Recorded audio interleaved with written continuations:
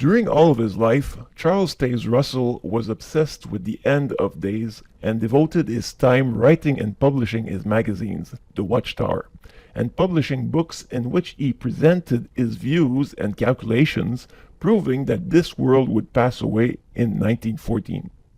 One of his teachings was that the Great Pyramid of Giza was God's stone witness in Egypt, and that the measurements of his interior passageways demonstrated the Gospel's teachings and corroborated all of his end-time dates.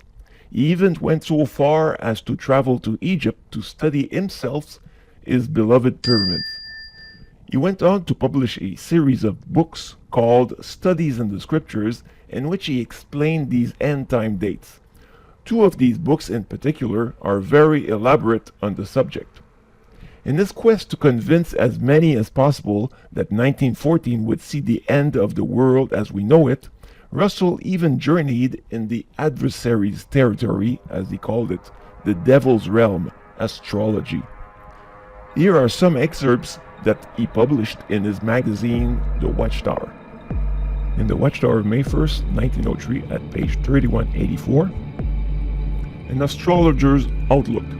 We seriously question all the claims of astrology, yet the following, from whatever source the suggestions come, even though of the adversary himself, seems remarkably true to our expectations based upon the word of the Lord.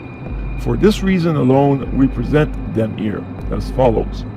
Saturn is the representative of the great motive power that has dominated the mind of man up to the present time.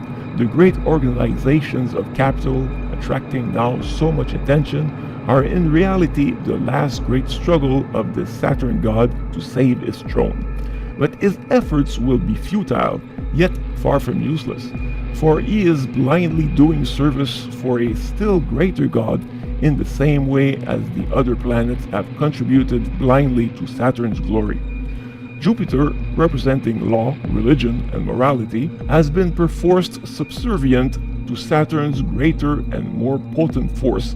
It explains why the church, the law, the charitable and educational institutions have contributed to increasing the power and prestige of the worldly and material Saturn, whose selfish monopolizing material nature must be disposed of and made tributary to a higher, nobler force that will carry out the work of human evolution. Jupiter must also transfer this allegiance from the grasping Saturn to the newly discovered factor that stands for universal brotherhood, namely Uranus.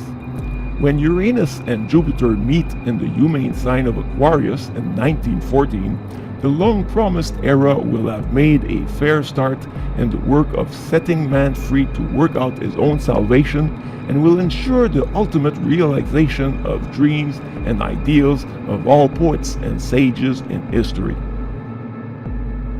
In The Watchtower of October 1st, 1905, at page 36-37. The above thoughts came to us as we recently read the predictions of some noted astrologers whose information we credit to the spirit demons and not to the ability to read destiny in the stars. One of these in particular closely touches dates and incidents on the line of our scriptural expectations as follows. Astrological predictions of our time. In a dozen publications of this present springtime over all Europe, astrologers agree that an extraordinary period is approaching. In the first place, Saturn enters the sign of the Fishes in April 1905 to remain there during 1906 and 1907. He will come out only in July 1908, and these conjunctions, most rare in astrology, promise to be particularly hard on France. Each year the Sun remains in the Fishes from February 20th to March 20th. It will be then in conjunction with Saturn, therefore, in 1906, 1907, and 1908. Combined with diverse halts in the sign of the Crab and the Scorpions, this move of the Sun threatens internal war and revolution for France, ending in the fall of the Republic.